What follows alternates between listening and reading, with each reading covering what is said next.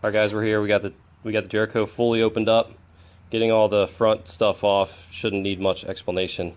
We're going to start with the little more complicated stuff. We got two detents under springs here. These need to come out using an Allen key. Oof, that was crazy. I wasn't expecting that. So this Allen key, spring, from my understanding these are the same here and here, so try to keep them in order if you can, but we'll figure it out. This is going to be the back side. Spring. So yeah, you can tell they're the same. But we're gonna keep them separate just cause. Now you loosen up your shift selector forks,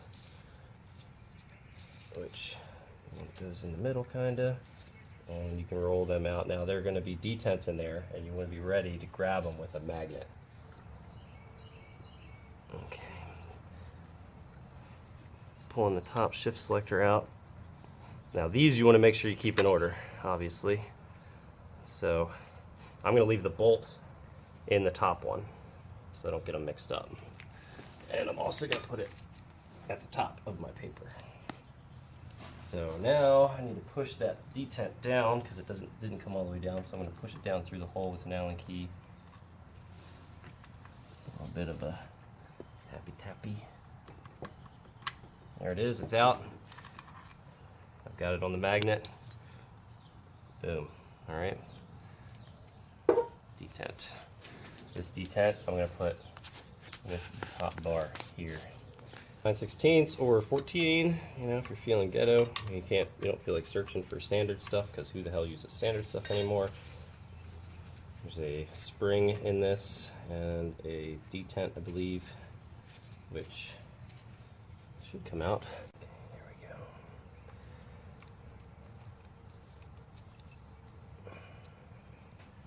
Oh, there's another detent that I don't want to have fall out quite yet, so let me see. Actually, I might have to let it fall out. It didn't fall, so that's cool.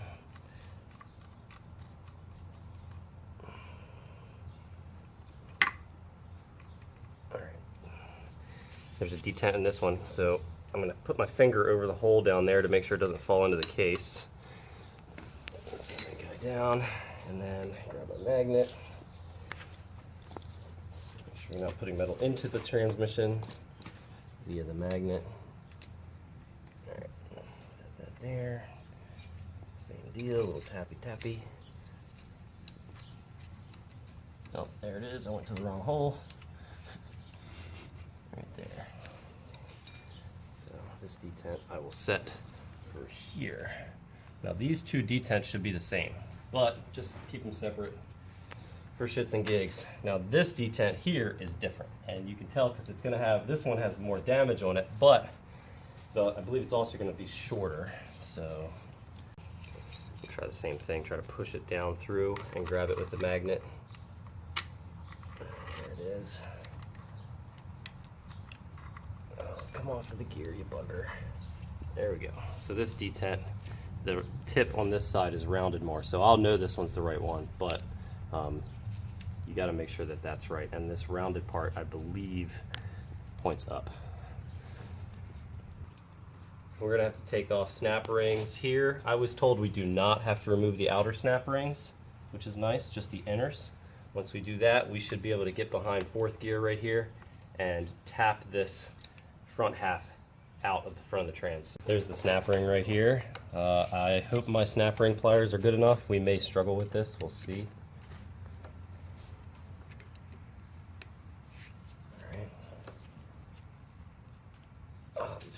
These are working great. Perfect. Boom. Front ring. Come on, you bugger. Give it to me. Give it to me, Neil.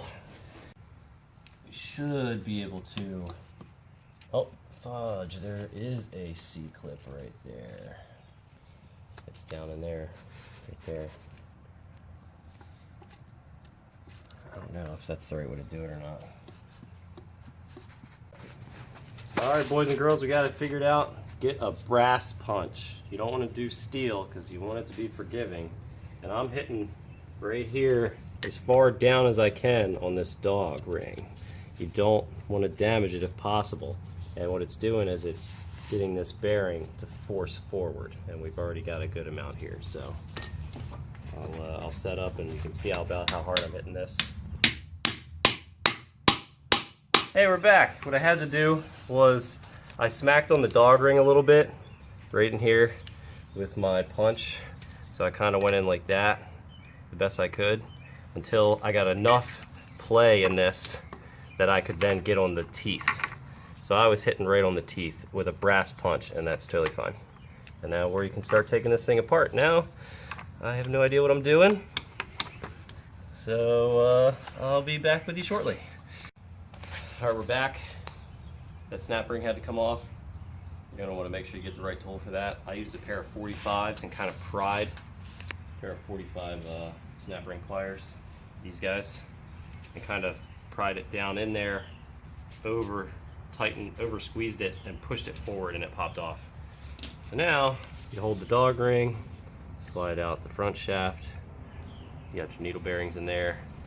That's your front shaft. This guy go over here. All right, we figured out how to get the dog ring out. There's just enough clearance to get it to squeeze past 4th gear, and boom, like that, this way. This is a serious snap ring. Oh my goodness. Holy shit. There we go, got it. You definitely want to have a good set of snap ring pliers for this. This is no joke.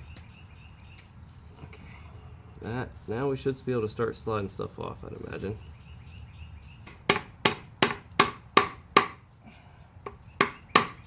All the bearings coming out, so just keep hitting that. This is a soft mallet. Obviously you don't want to damage anything if you can help it. 4th gear is, sorry, 1st gear is about to hit the case, so we've probably run out of room there.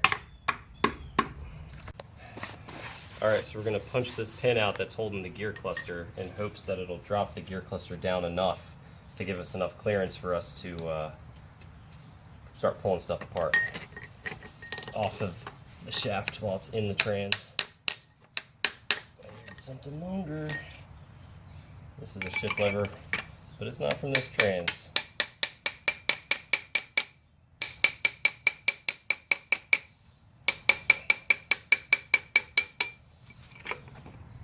Got that pin to come out, took out some bearings, I'll have to fix that later.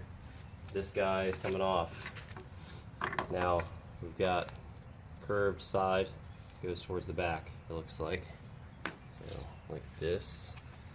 Then we've got flat bearing needs to mount. This guy, look at these. Alright, shift selector coming out.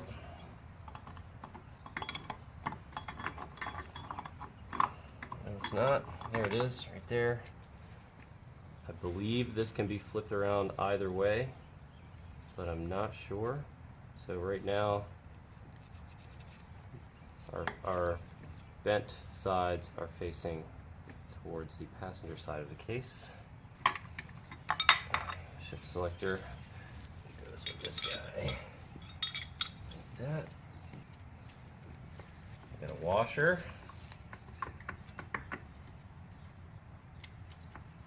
And a roller bearing. Washer. Roller bearing.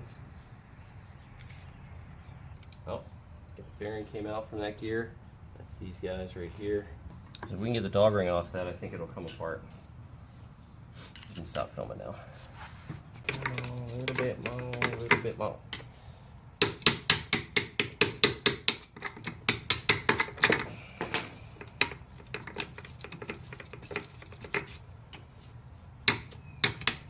There it is. All right, cool. Got a winner, winner, winner.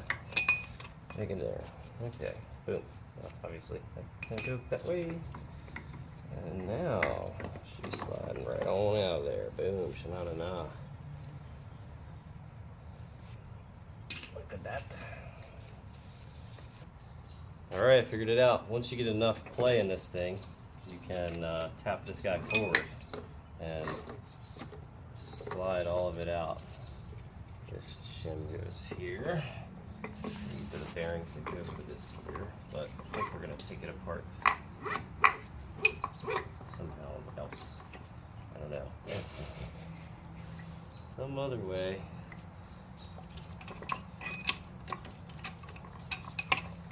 Just figuring it out as we go. Yeah, because that's definitely part of everything. But, oh, you know what? Now we can punch the bearing out. That's what it is. Now that we're loose, we can punch the bearing out very easily. The old brass punch. Don't use a steel punch. Hey, hey, hey. Hey, hey, hey. We got it. Boom. Alright, so now I just gotta figure out how to get it out of here. Looks like we've got this mostly figured out here. You gotta tilt this thing up to drop the whole shaft down and then pull it out. I removed all the bearings out from under all the gears so that everything had a good amount of play. So I'm gonna go ahead and just leave that like that for now, so I don't have to worry about the order stuff because it's already in the right order. And then here's the inside of our case, which you can see has had a rough time. Very rough, not happy case. This is where the gear was engaging the reverse idler gear. Lost a tooth there, lost a tooth there. Yeah, the reverse got damaged pretty good. For show. It's falling down instead of going up. Come on out.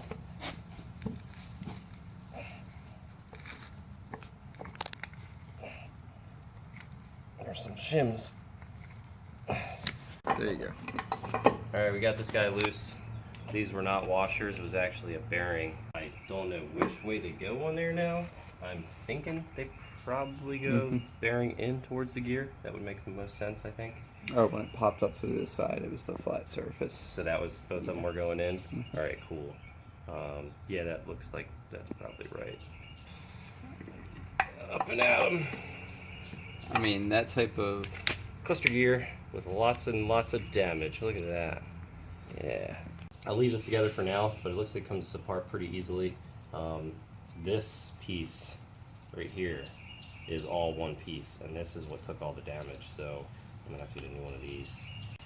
And then of course my reverse idler down in there is all jacked up, so I'll need the reverse gear and the reverse idler. Good amount of damage. Alright, next step is going to be to get the reverse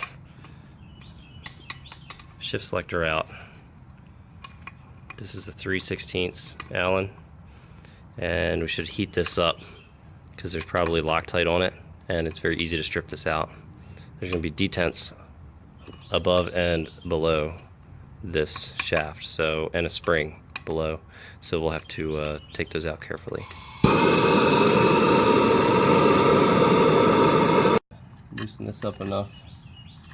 I don't think we'll have to take it all the way out, but we'll see.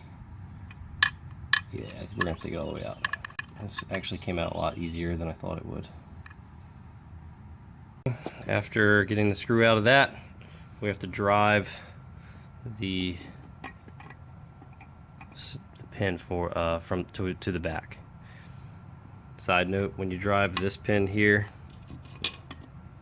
you do it from the front backwards. Don't do it from the back forward. Okay, spring-loaded detent came out of this side here. It's going to be this one that I'm putting towards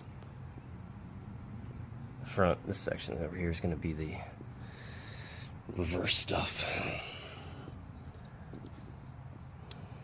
Springs down in there. Should another detent just fell down into there. That was the one that goes above it. I'm going to get that now. Got that second detent out. They look to be the same, so probably fine on that. But I'm going to keep pushing this guy out here.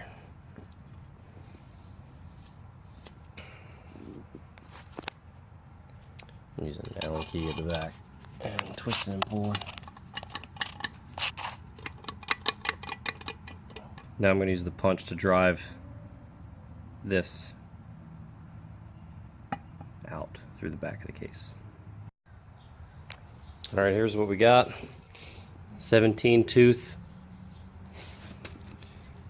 33 tooth, reverse gear tube is captured bearings, and I need bearings for the outer, or the tube for this tube here, because they were damaged, and it's possible that my tube shaft might be bent. I have to get that checked. All right, we're checking it out over here at MBR.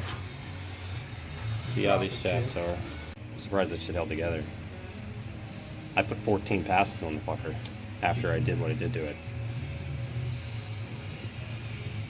Yeah, it's definitely bent on the tip here a lot more. What's that, first gear right there? Yep. Yeah, I mean, and that's where the bearings were damaged too. All right, checking out the reverse shaft. Fingers crossed for that. Much less useful. Oof. 5.